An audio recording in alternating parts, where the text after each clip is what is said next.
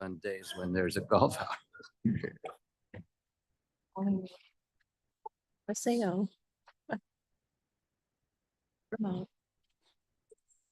Okay, good morning, everybody. I'd like to call the Judicial and Public Safety Committee meeting to order. It is Thursday, September 12th. May I please have roll call? Gums. Linder. Roth. Roth here. Tepe. Deppie here. Williams. Leonard. Leonard here. Molina. Molina present. An in-person quorum. Okay, we have an in-person quorum. We did have a remote attendance request from Ms. Gums and Mr. Linder. Any objection to allowing them to attend remotely when they arrive? Hearing and seeing no objections, we will move on. May I have a motion to approve minutes from August 15th? Roth will make a motion, a request that unanimous consent. Okay, any objection to the unanimous consent? Hearing and seeing none, we will move on. With the permission of the committee, I'd like to do our probation officer of the year to allow her to get back to her good work. Ms. Ost? Good morning. Thank you. By way of introduction, first of all, I apologize, the chief isn't here yet. There was a glitch with the electricity at 3rd Street, so he probably got caught up. I did have a long talk with him yesterday about this award, though, and the thing that he said to me was every single week he finds something new to be proud of in this circuit and the work that we do. And so I was talking to him about Probation Officer Week and Probation Officer of the Year and the history that we've had with everything in the department and all the work that we've done and the skeletal staffing that we've had. And he was so proud of the work that we've done and the amount of things that we've been able to accomplish. I was just talking to Mr. Leonard, like we're applying for more grants. In fact, I just had a line officer apply and get another grant, which is fantastic. It's amazing. I think we provide more opportunities than almost any department because of that. So having said that, I do have 2 very honored guests this morning. So I'm going to introduce LaTanya Hill. Some of you have met her already. She's my director over pretrial services, and she also oversees the Aurora Probation Office. Good morning, everyone. Thank you for letting us jump ahead on the agenda this morning. Lisa comes to you month after month, and sometimes it's been me before you, giving you stats and graphs, talking about the work that our probation officers do. But we look forward to one time a year being able to make it more relatable about the work that our officers are doing. So every year we have Probation Officer of the Week. And as a part of that, we nominate and our staff vote and recognize a probation officer of the year. And ultimately, it's our peers and their peers and supervisors recognizing the work that they've done all year long for the clients and advocating for the clients. So this year, I want to recognize Isabel Okan. Isabel is a juvenile probation officer out of our Aurora office. She started out with the county 19 years ago. So we talk about turnover, but we also have some really amazing, dedicated staff. She started off at the state's attorney's office as support staff, and then we snagged her as a EM officer, and now she's a juvenile probation officer. So I just want to say a few words before I bring her up here. I just want you guys to be able to put a face to the name, a name to the face and to the work that we do. One thing that Isabel is absolutely amazing at is engaging with her clients and establishing rapport. I was a juvenile probation officer, and it takes a special balance to be able to navigate school and parents and the court and still trying to meet the needs of juveniles that really don't want you in their lives. But if you establish a rapport and let them really know how much you care, you can do good work. And I've seen Isabel do this year after year after year, and I'm immensely proud to be able to present to her Probation Officer of the Year for 2024, Isabel Okan.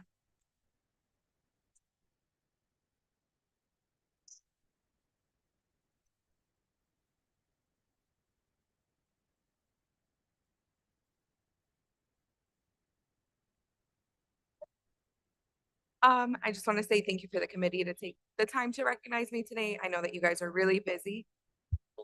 You guys are really busy all the time, so I appreciate the few minutes that you take to do this. I think that it's really special, and I appreciate my team and my coworkers for always being so supportive, because the job we do isn't always easy, but we do it because we love it. So thank you. Thank you.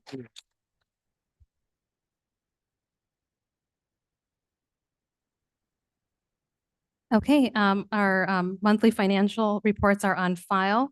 The Merit Commission report is also on file, I believe. So we will move on to KCOM. Ms. Guthrie, you have some business for us. I do. Good morning. I'll keep my monthly reports very minimal because we have a lot of resolutions to get through this morning. Like I said, our monthly reports are on file. We did have kind of an even count on our calls for service for August, but we did see an increase of about 700 phone calls in August. So although it doesn't look like the activity for our agencies increased, we certainly took phone calls, which says we probably had some large incidents that took multiple phone calls that we answered, but resulted in one call for service. So with that, I will move into the multiple resolutions that we have this morning. Okay, go ahead and introduce the first one.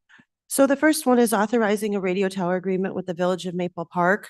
This radio tower agreement, they are building a new they are building a new water tower in Maple Park. And we took the opportunity to ask them if we could add some radio infrastructure to the top of that water tower to increase radio coverage for our fire agencies, as well as our police VHF system that's used as a backup redundancy. Okay, may I have a motion and a second to discuss and potentially approve this resolution? Roth will make the motion.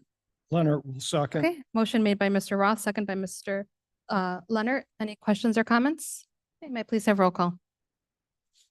Linder, Linder, yes. Roth, Roth, yes. Tepe, Pepe, yes. Leonard, Leonard, yes. Molina. Molina, yes. Okay, this passes on to executive. Okay, next one. Our next agreement, actually C through G are the same, but with different agencies. And I'm thrilled to bring these to resolution today. It's something we've been working on for a number of years, and that is offering our records management used by the sheriff's office, maintained by our IT department, and they have an agreement with KCOM. So this is using records management with all the agencies that KCOM dispatches for, or they subscribe to KCOM. So these agreements are just in place for data sharing, for maintenance, for you're allowed to use our system. And we are just taking them separately for each of the agencies. Okay, thank you, Ms. Guthrie. And council tells me we can approve all of those together. They are identical agreements. There's no change. I had reached out to the state's attorney's office prior to see if we needed to take them together separate, so that's great. Okay, so we will go ahead and take resolution for the supplemental services agreement for the Village of Wayne, the Village of Hampshire, the Village of Maple Park, the Village of Pingree Grove, and the Village of Campton Hills. May I have a motion and a second to discuss and potentially approve all these resolutions? Roth will make the motion. Leonard will second. Mr. Roth moves, Mr. Leonard seconds. Any questions or comments? Okay, may I please have roll call? Linder, Linder, yes. Roth, Roth, yes. Tepe, Pepe, yes. Leonard, Leonard, yes. Molina. Molina, yes. Passes. Okay, these all pass along to executive. Thank you. That's excellent news. And I just want to thank, we've been working on this for so many years. So I really want to thank the sheriff's office for their help in this. This is a system that they use. Well, thank you to our IT department, Roger Fonstock, as well as, his employees that have helped us implement this within the agencies. And then also Caitlin Vargas from the state's attorney's office that helped us draft this agreement. So thank you. Thank you, Ms. Guthrie. Any other questions or comments for Ms. Guthrie? Okay, we will move on to the agenda to our emergency management. Good morning. I don't have any resolutions like my neighbor to my left, but I just wanted to talk. So last month I talked about we lost our planner, and late in August we made an offer to a planner, and she's starting next Tuesday. So we're excited about that. We've been busy trying to get a little refresh of our offices in the Emergency Operations Center. So we're just wrapping up switching some technology. We replaced some 20-year-old projectors with some televisions on the wall and new furniture in the admin offices. So it's all looking a lot better and more useful. The last thing I wanted to mention is the calls and the volunteer hours. We're at almost 11,000 hours for the fiscal year so far for our volunteers. Last year for fiscal 23, we had about 11,000. So we're on pace for around 14,000. So it's been a real busy year. the volunteers are doing great work, and the number of calls are looking like they're going to be a new record as well. So we've been very busy, but we have a great team, and I think they're doing a great job. And that's all I have. Scott, I think there was some kind of award that you were presented with as Oh. well. Do you want to share that? Okay. So John and I, John Menching, Chief Deputy Director, went to the AIMA conference last week, and we each received professional development awards. John received the Professional Development Series, which is kind of the introductory level for Illinois. It's 7 in-person classes and 6 online classes.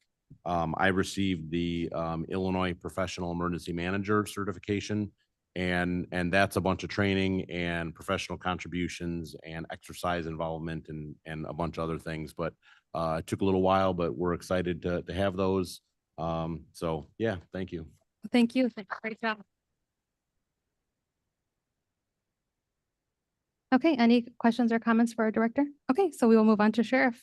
Sheriff Hain, good morning. Morning, everybody. I do have to point out, like, we are at such a great advantage having Scott as our director of OEM. He comes from us from North Aurora PD, where he was a chief deputy, and like all of his professional experience that he brings to the table is just upping our gameplay. So congrats to you and great job.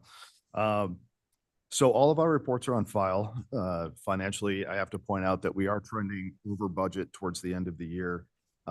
This is due to us giving money back to the county at the beginning of the year so they could balance the budget. And then the massive amount of overtime that we spend to have deputies here to overwatch our meetings. So we're going to curtail a lot of that going into October and November, the overwatch of the meetings. You'll probably see a deputy at the main county board meetings. But for the vast majority of the other committees, we probably won't be here unless there is some sort of threat that's been assessed. I'm going to move on to, I do have to point out, I did send out an invite to tomorrow morning at 10 a.m. We're unveiling the K9 Hudson Memorial Statue. It's a life-size statue outside the sheriff's office. Hoping everybody can attend to celebrate that and honor K9 Hudson for his service. And of course, he was killed in the line of duty last year, May of 2023, during a shooting. We want to get to item B here, which is the pretrial fairness impact report. So Blair, if you could pull that up for me. Under Sheriff Johnson and our jail command staff, we have Lieutenant Directo in the room here too. Did a wonderful job putting this very in-depth overview together, and I'm happy to pass this out to everybody else here in the room if you're interested in seeing it. But this kind of goes over, this PowerPoint here goes over, in brief summary, the impact that we've seen since the PFA took place last September. So the first 2 slides here kind of reflect what's going to impact criminal activity and crime in the county. So I'll let you read the title and look at the growth after that. The percentage of Kane County Jail admissions released after less than 2 days from the pre-PFA to after PFA. And what that means is people are being held for a very short amount of time now. So a lot of the non-detainables, and there are, again, a lot of non-detainable offenses that are relatively violent crimes, people are coming into custody and they're getting released because we simply, I should say, the judiciary simply can't retain them.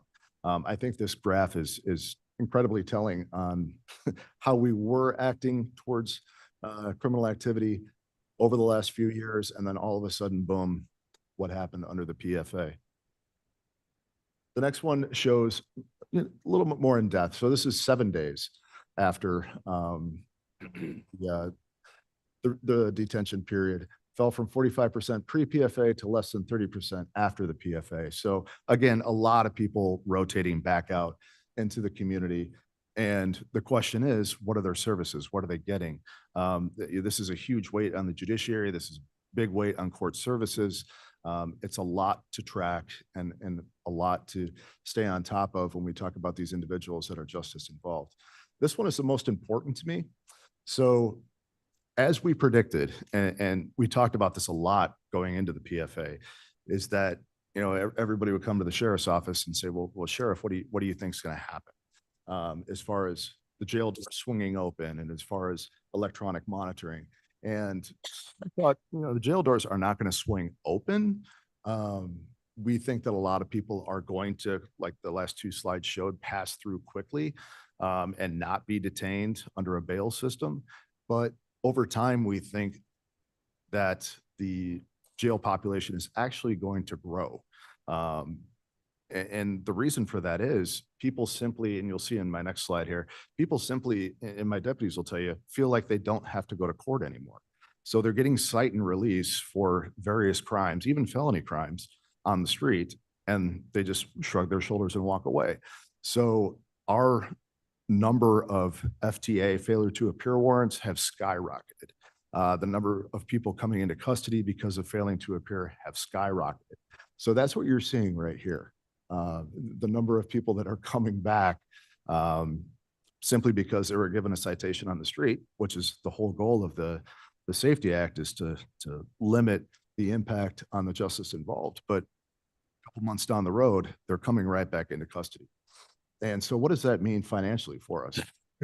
Consider our average daily population, that's ADP, in 2023 is 270. So at that rate, the normal average we use is $75 per person per day. So that costs us about $7.3 million. Our ADP this year, as we're trending, 320 people already at this point in the year is our average daily population, which equates to 8.7 million. So you see that increase there of 1.3 on our budget. Well, we're already giving money back to the county. Well, we're already facing proposed budget cuts.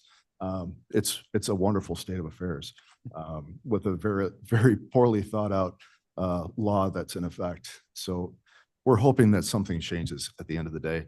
And if you ask about electronic monitoring, which we're still very proud to offer, as we predicted also, we had that average of 62 people last year. Now we're up to about 95 to 100 people.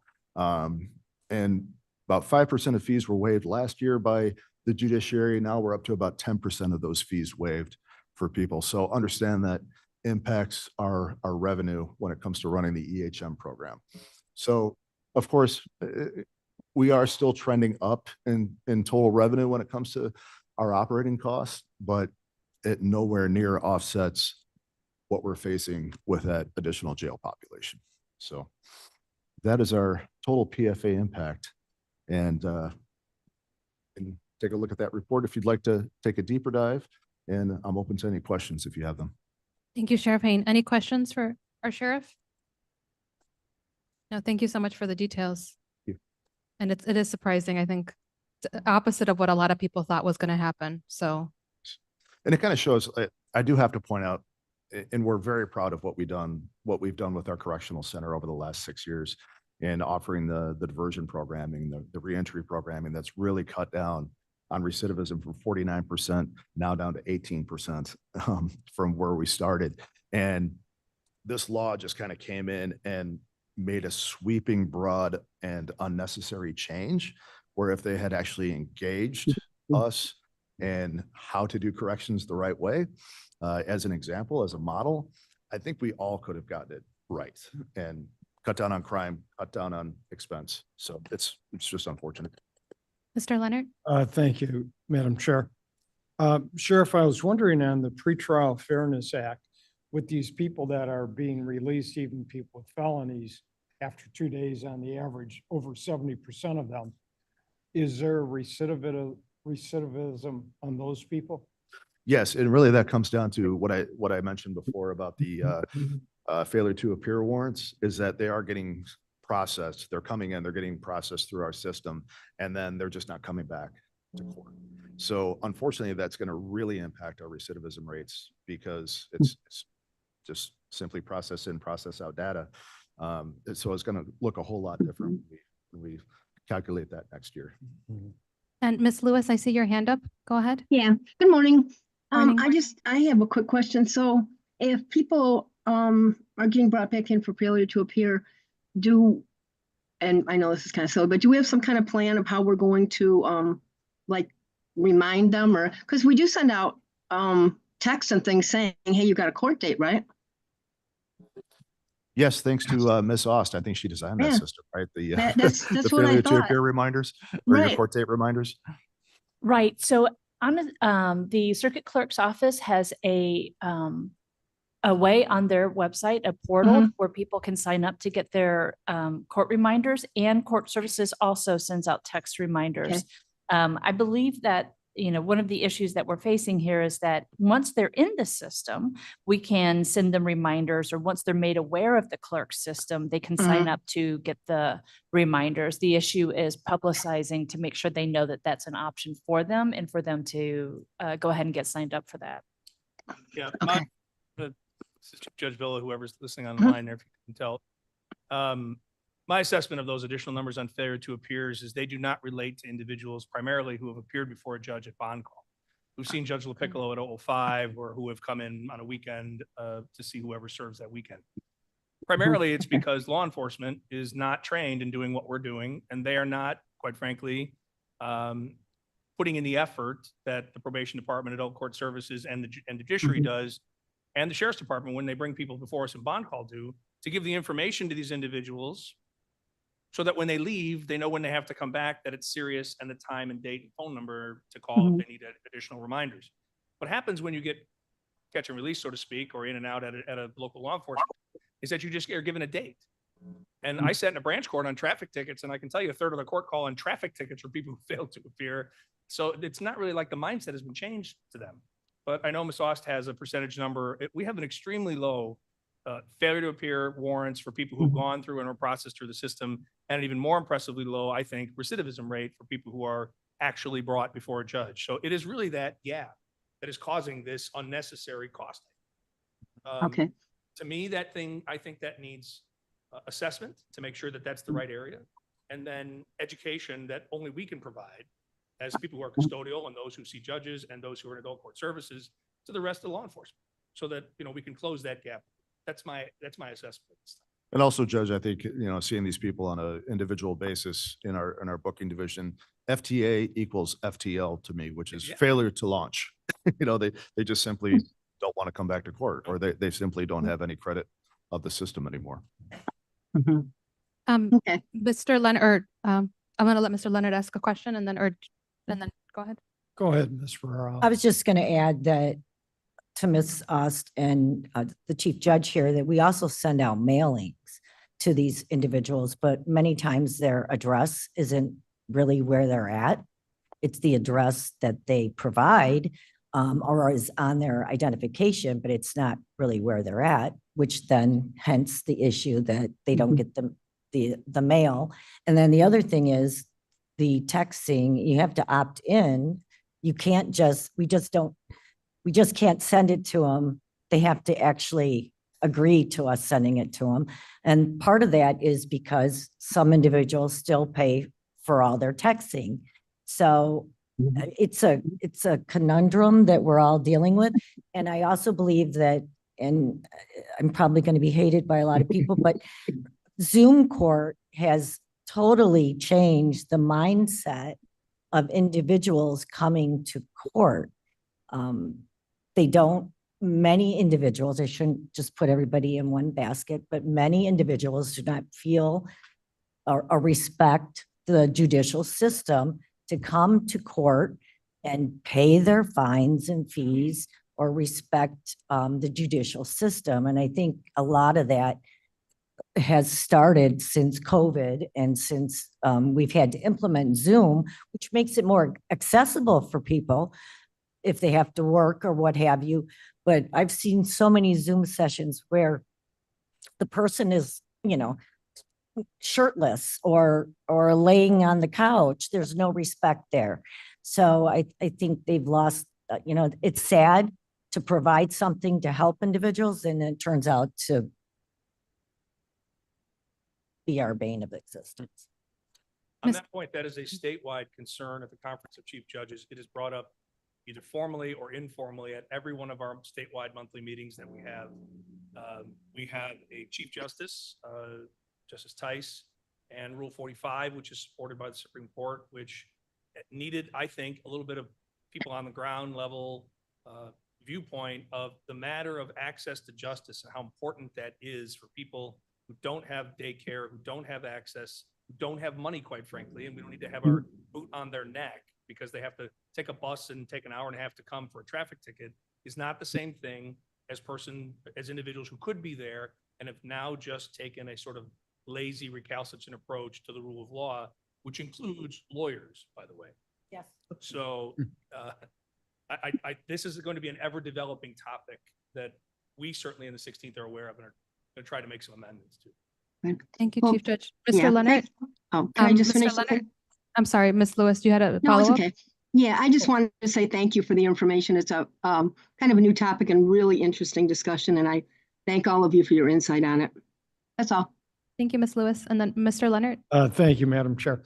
I'm just wondering if there's any calculation that can be made on the failure to appear cost and the fines and or revenues that come in from that to show what an expensive proposition this is for the county and every legal system throughout the state. I think there can be, certainly for us. One thing that I think has to be kept in mind, and we forget about it all the time because it doesn't correlate with our fears of crime. Your Honor, can you use your mic, please? Oh, I'm sorry. I'm usually told I'm Thank too you. loud. The thing that we have to keep in mind that there is a correlation between lower income individuals and their introduction into the criminal justice system. I'm sad to say, but it is. And when we have ever increasing fines, when we have a system that in some ways makes the user, meaning the person who has the privilege of coming before us in the court system, have to pay for that privilege to come to court, and they can't otherwise in their own lives pay their rent or things of that nature. The Supreme Court and the state of Illinois have recognized that and placed much lower barriers financially for them to have those fees waived. And that's something that we unfortunately will not be able to change. If you show up before a judge and you are on food stamps and you can identify that you are, I'm not even allowed to ask you to prove that you're on food stamps. It's part of our scheme that they mark that off and sign it as an affidavit, and we waive those fees. So it is a collective concern that I don't have an answer for you, but it is shared statewide. Mr. Leonard, it is shared statewide. Thank you. Mr. Roth? Since it's voluntary to sign up to get the tax, what percent are signing up? Good question. Sure, I will look into that. Okay, and then the other thing is out of the people that sign up versus don't sign up, failure to appear. I would expect the ones that don't sign up, it's a higher amount, but that's a good statistic to know. On pretrial in general, I believe our failure to appear rate hovers between 5% and 7%. Right. It's pretty low, but you're right. There might be a difference between those who sign up and those who do not. So I will look into that. Okay, thank you. I think overall we need to pay a little bit more attention to the education on the catch and release of law enforcement, but also of the public in general. I think the $1.4 million that we're seeing that's costing right now, I think we could maybe figure out ways to invest a little bit of money to just educate the public in general of if you do get a ticket, if you are stopped by law enforcement, these are the steps and this is what happens if you don't, pay attention. I don't know if there's something that can be put on the ticket or something that lets everybody know that you are responsible for appearing in court. But I think it's something that the county board is going to have to take on because it's going to be a lot cheaper than to pay, this extra money every single year. And this is just the top. This is just the tip of the iceberg. What the sheriff is telling us, we still haven't looked at the cost of, from our state's attorney, public defender, court services of the Pretrial Fairness Act. So. Yes, there are a massive amount of intangibles here that we didn't even bring up in that presentation that will equal millions of dollars across the board in public safety. Okay, good discussion, everybody. Anything else for now? Okay, so we will move on to our coroner. Coroner Good morning, Russell's everyone. report is on file. I don't see him online.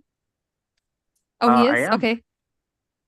Yes, absolutely. I just wanted to let everybody know that the report is on file, of course, but also that finally finished my annual report. So that is done. We've got a lot of statistics and it will be sent out to everyone. Again, this is for 2023. Due to the fact that I do this on a project basis rather than having a full employee monitor this throughout the year. It takes us a little bit longer to get that done, but we do have it done finally. And you will probably enjoy looking at a lot of the statistics for those of you that are numbers people. I think the most shocking one that I came across, and I knew the numbers would be there, but still, the average age of an opioid overdose. The average age of an opioid overdose is 43 years old. Wow. Many people don't Wow. know that. And I think that it's important to point out because, although it's important to obviously continue our efforts at our youth and, explaining why drugs are bad and whatnot, this particular type of death is not a youth problem. This is something that is much more of a middle-aged problem. And the closer I get to 60, the more I think 43 is middle-aged. So anyways, yes, absolutely it is. And I think I think most people don't realize that. So it's important to devise our programs and our death thwarting programs to speak to those people. I think it's important. So that's that. It was announced by Bill Foster, Congressman Bill Foster, that we qualified and we're one of the accepted 2025 congressional grant recipients. We were granted actually, and they have to vote on it. Congress does, but he recommended an additional $1.1 million to go towards the lab that we're focusing on. I would like to invite everybody on Monday. We're having a big check ceremony. Bill Foster's coming out, and we'll be sending out invitations if they're not already out for that event. And that's for the $963,000 that we've already been awarded for 2024. So right now we're looking at hopefully over $2 million that we can put towards getting this lab, up and running. According to what the sheriff has said, he believes that the space should be built out and ready to be hopefully inhabited by the end of next year. So that will allow us to do more testing. We are doing some testing, but not anywhere near the amount that we have the capability of doing. And as far as the entire project, we're going to have to do, accreditation, so that any tests that we have and do, that are needed for court purposes, we need to have that accredited so that it sticks in court. Otherwise, it wouldn't be, allowable in court if it wasn't properly certified, the lab. So that's about a 2 to 3 to maybe at the longest a 5-year project to get the lab to a point to where it actually is a fully functional lab like the lab we use in Pennsylvania, which is NMS Labs. So yes, that's all I have. Thank you, Mr. Russell. Any questions? Ms. Gums? I do have a quick question for the coroner. First of all, I wanted to thank the highlight on the age group. I know that is not something that we consider to be normal, but if you follow when that dumb company got everybody addicted to OxyContin, it is generational. And it's followed that path there. So I think we'll continue to see that age range go up with deaths because it's an entire generation that they got addicted to that crap. So, but any old way, I also wanted to ask how to the coroner, if that's okay, how is this going to benefit the other surrounding agencies when we get our laboratory built? I'm very proud that you were able to get this money. Congratulations. But I think that maybe we can highlight that portion a little bit. Oh, absolutely. I like to walk a mile, see a mile, but I constantly. I'm the type of person that sees the mile and then figures out how to make the steps along the way.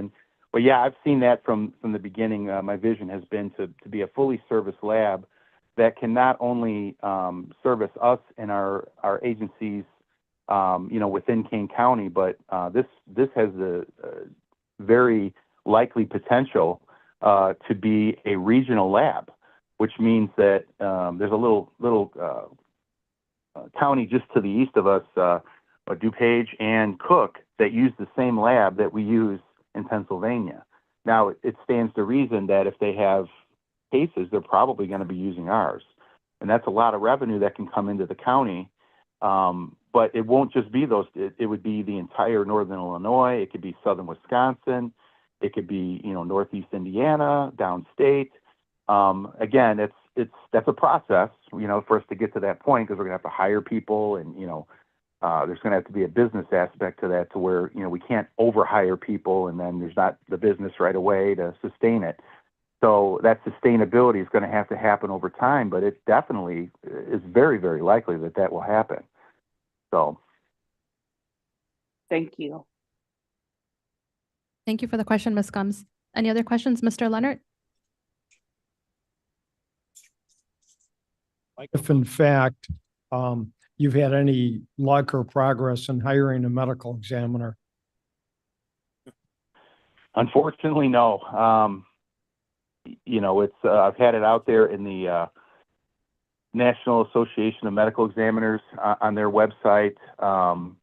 It's been there's just not enough of them. And every kid that I hear wants to go into medical school, I'm like, please go into forensic pathology. You could, it's a great career. Unfortunately, a lot of youth that go into that, they want to save lives, and they don't quite make the connection that, by showing how, by revealing how people are dying, you could possibly save lives. So it's a very, unfortunately, a field that is scarce.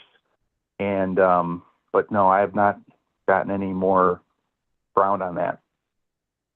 Thank you. Okay, any other questions for our coroner at this time? Okay, seeing none. Mrs. Lewis, I'm sorry. I'm sorry. I had my hand up and I don't know, it went down. I saw your thumb up, Ms. Lewis. Is it Ms. Lewis? Okay. Yes, it is, of course. Okay. Just a real quick question. Remind me, coroner, when we get the lab fully functional, our turnaround time is like 6 weeks now. What's it going to be to get our toxicology? Hours. Hours. Okay. And once we get it, once we get it to the lab itself, the tests don't take very long. Okay, that's going to be huge.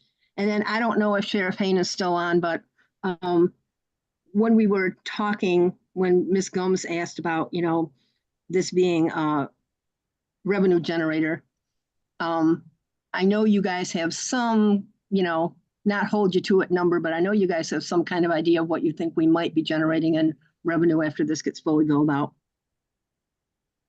Do you want to take? Sorry, Ms. Lewis. Sheriff Hain isn't here anymore.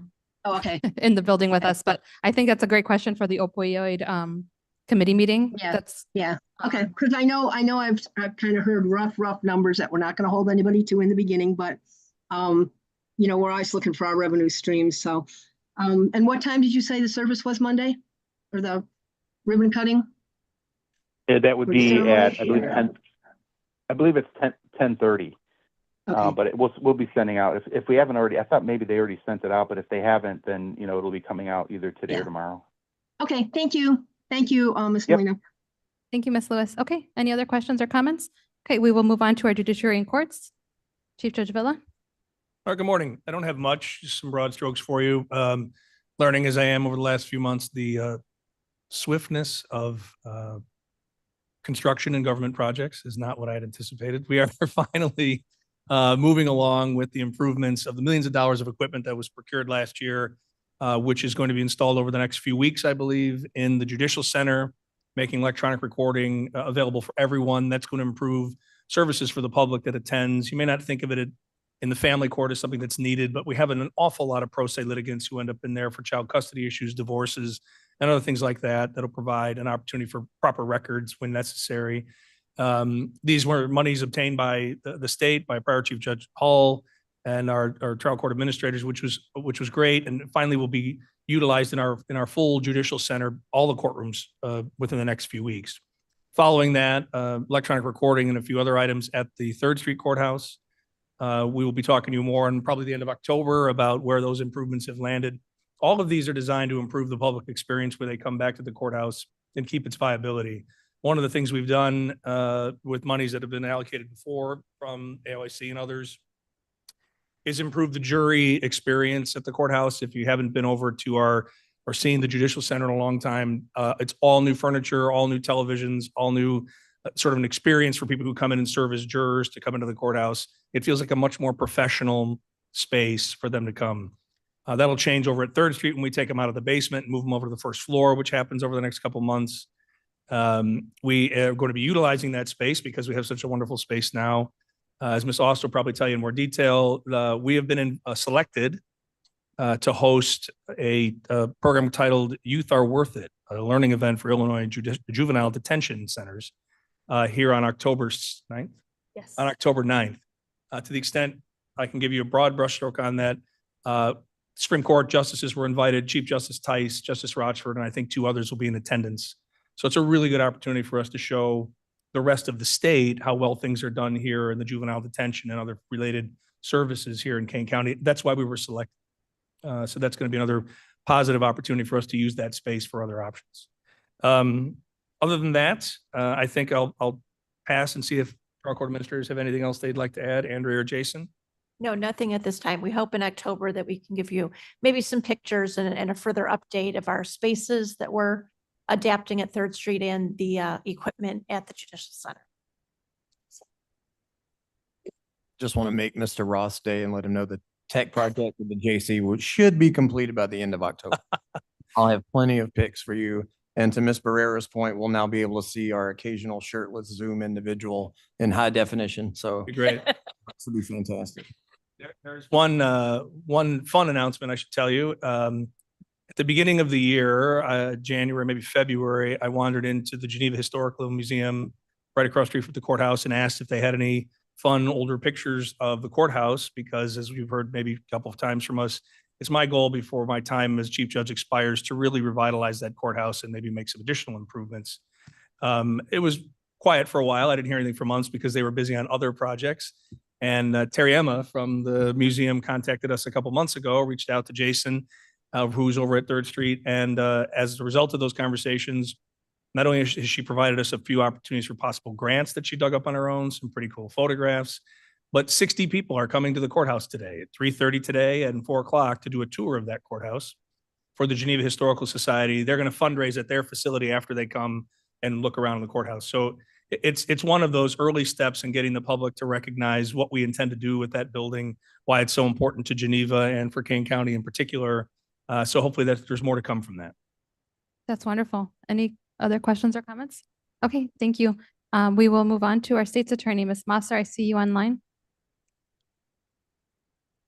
Hi, good morning. I am driving, so I'm going to actually turn this over to Mr. Hunt, who is going to have a brief discussion about some of the costs that we've seen associated with the implementation of the Safety Act. Thank you. I am here for questions. Mr. Hunt? Good morning. We have our typical financial reports are on file already as part of your agenda packet, but I did not include in the agenda the response to Mr. Roth's question from last JPS, but it tied in so well to what Sheriff Hain had presented earlier.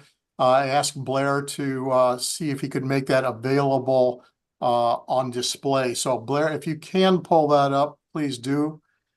Basically, this is a summary of how the Safety Act has impacted just the salary portion of the state's attorney's budget. There are 13 additional positions that were created in direct response to the Safety Act, split between administrative support staff and assistant state's attorneys. And on the FY 24 budget, those salaries totaled $974,000. There's an additional impact in our salary lines or salary category as it applies to bond call.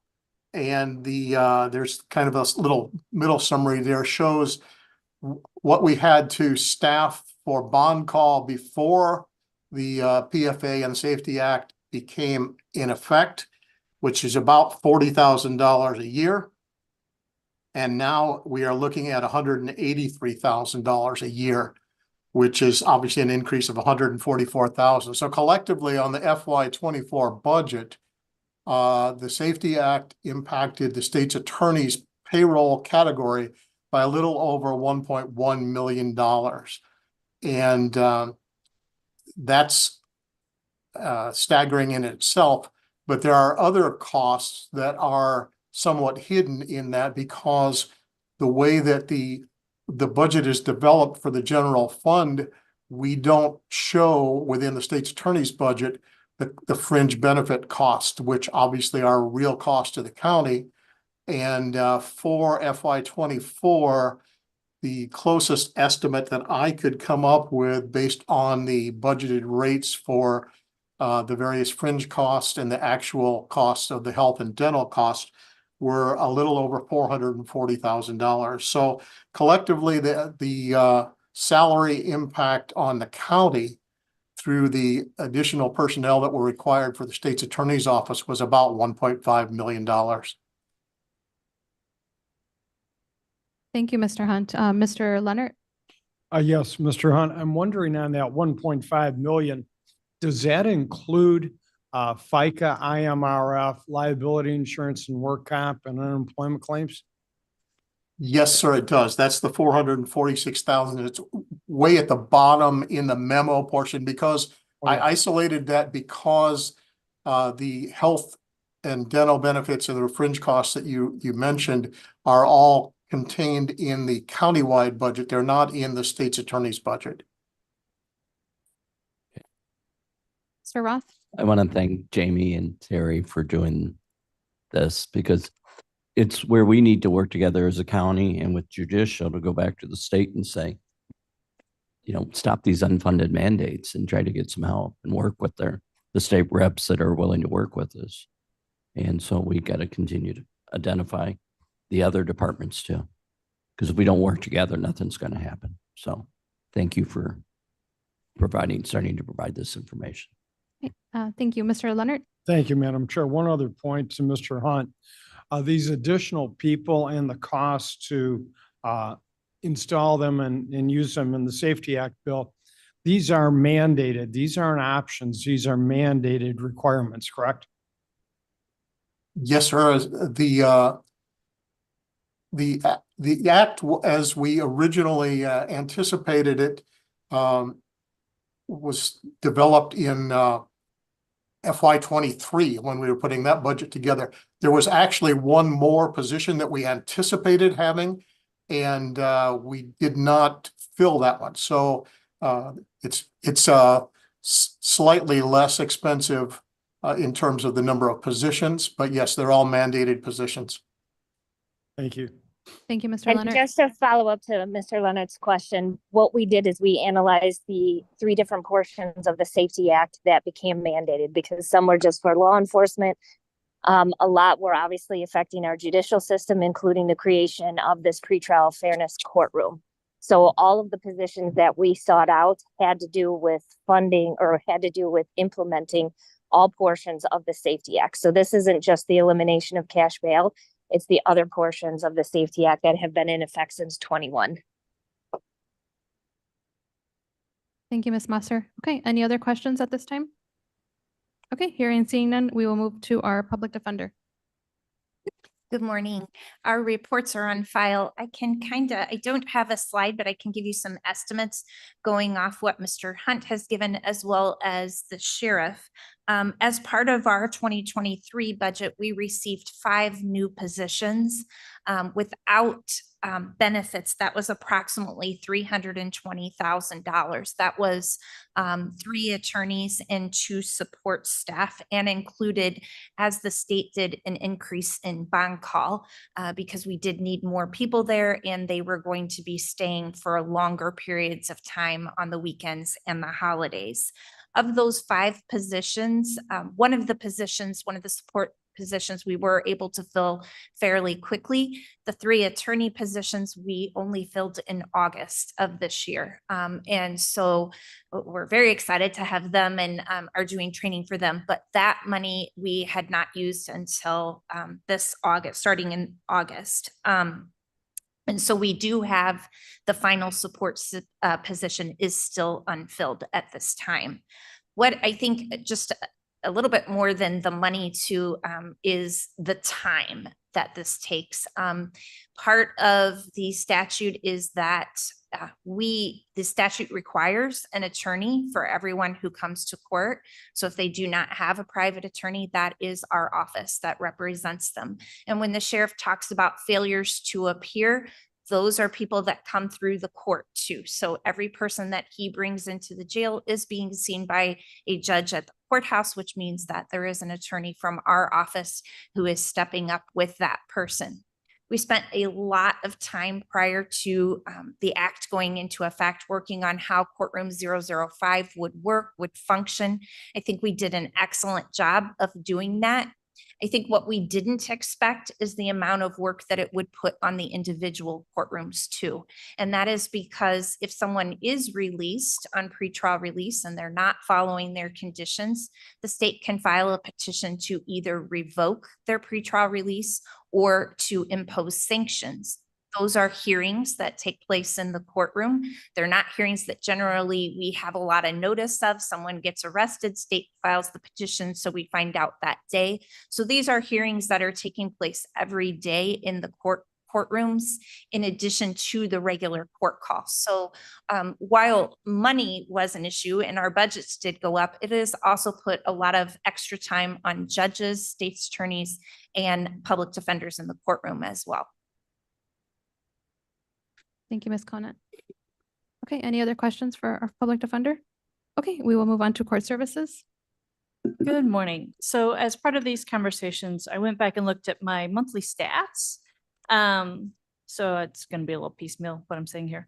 But the monthly stats for my department start on page 278 of your packet. So for pretrial clients, we currently have 3,694 clients that we're supervising under pretrial services. So those are the ones that we're sending the text messages to.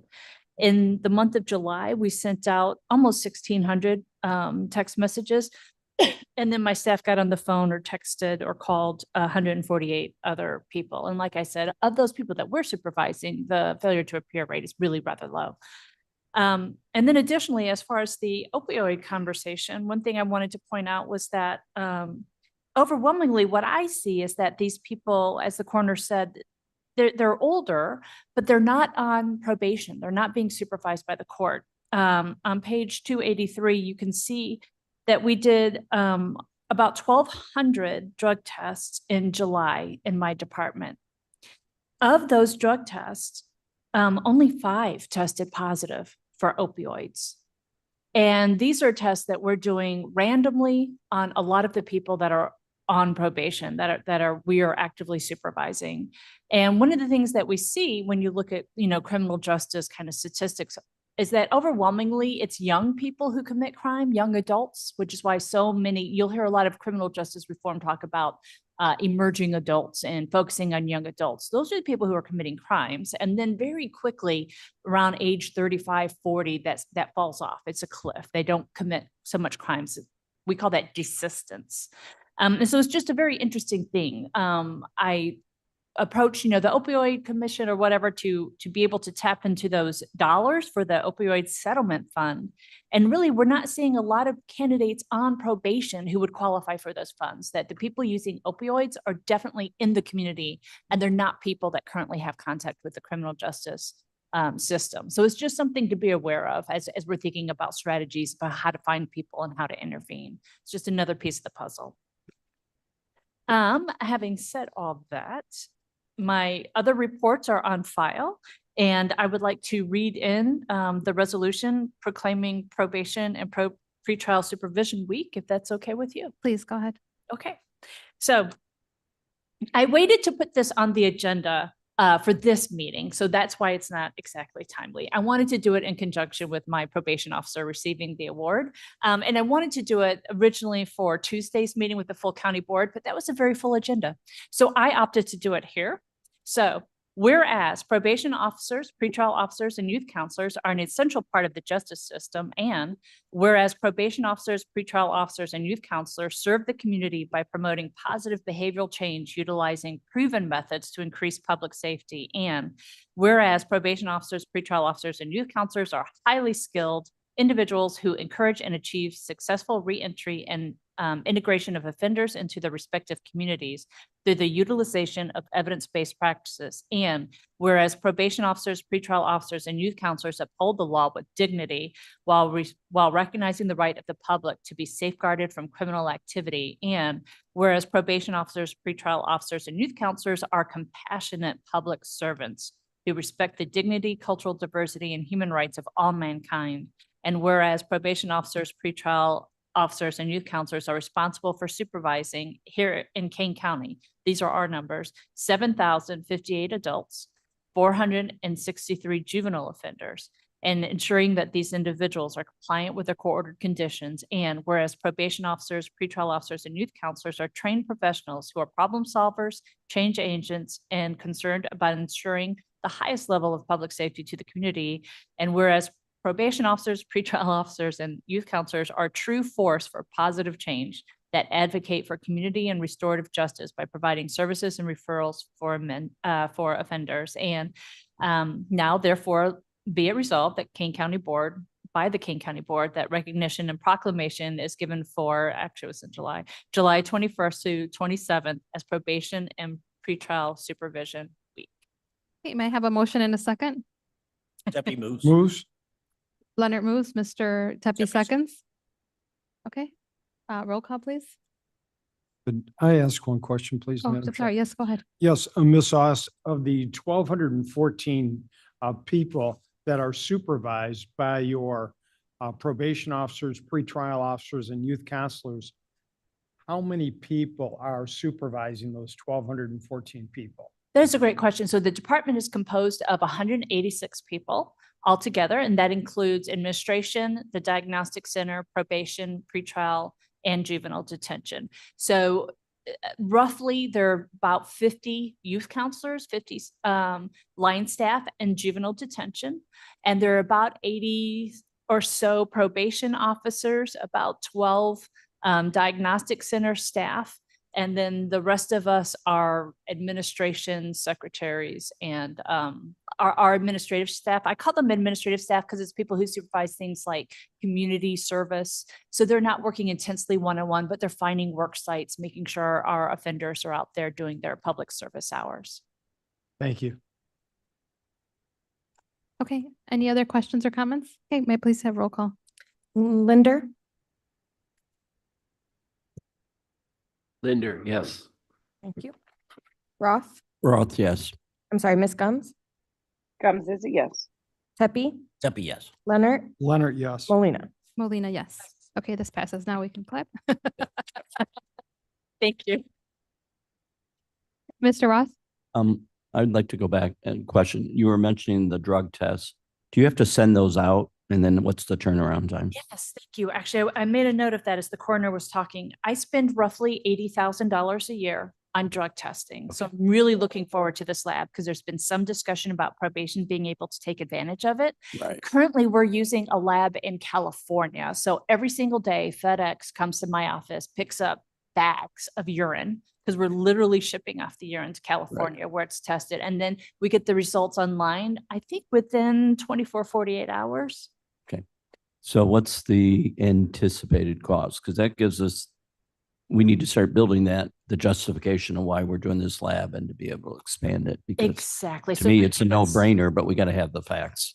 I agree. So right now Okay. I'm spending about 80,000 a year. Right. And part of those federal grants I've been able to obtain for the specialty courts, for the problem solving courts, those costs can be substantially more. Like, for example, to a hair test or to get a test for psilocybin. Right. Oh, those are hundreds of dollars for each test. Okay. Mhm. Okay. So that's another plus of getting that lab. Thank you. Good question, Mr. Roth. Okay, any other questions for our court administrator? Okay, we will move on to circuit clerk. Thank you. Good morning, everyone. My reports are on file if anybody has any questions on those. For collections for the month of July, we received $115,000. That's, and the amount of cases that we sent to collections in July was a little over 2,700. Last month in August, there was a little over 45,000 new cases filed. And to the training hours, because I keep talking about how much turnover costs the county. Our training hours for August was 243 hours. And our overtime hours for August was a little over 253 hours. 62 of those hours are bond call and holiday pay. So that kind of ties into the bond call that Mr. Roth was asking about. We had over 28,000 e-file documents for the month of August. That's huge. We have a phenomenal e-file team that I constantly talk about. We've been slightly shifting our duties more to, you know, technology, e-file and my IT team. Back to the Safety Act question, we had approximately, I think we had 7. I don't have my work computer with me, so I apologize. I brought the wrong computer. This is my home computer. It looks just like it. So I believe we had 7 Safety Act positions in our budget back in whenever it was 22. And we filled 4 of those. 2 were SMEs there in our IT department. And then we filled 2 deputy clerks. Which we did was we train them to do other duties also, so they could also be in the courtroom and in the office. I know that we still had 3 left that we had not hired. We did not put those in the budget this year because we figured that was pretty much a wash since they were in contingency anyways. So that's where we're at right now. We had the 4 employees, which comes to a little under 200,000 a year. But you have to realize a lot of duties are shifting and how we have to operate at the circuit clerk's office with Zoom and with the new Safety Act. And that's all I have.